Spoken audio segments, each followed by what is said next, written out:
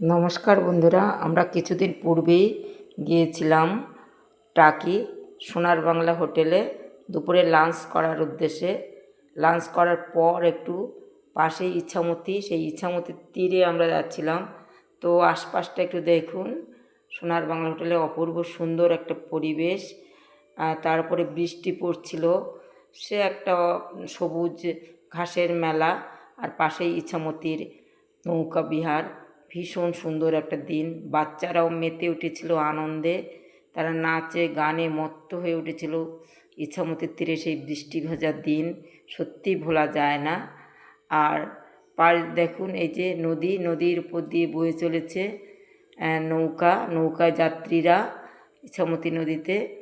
আমাদেরও মন ব্যাকুল হয়েছিল, আমরাও পরে নৌকায় উঠেছিলাম। 1,500 টাকা দিয়ে নৌকা বুক করে আমরা ইছামতিতে নৌকা বিহার করেছিলাম।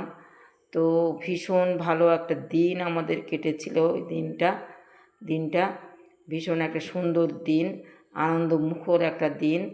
তারপরে বৃষ্টির ছটা, ইছামতির আনন্দ।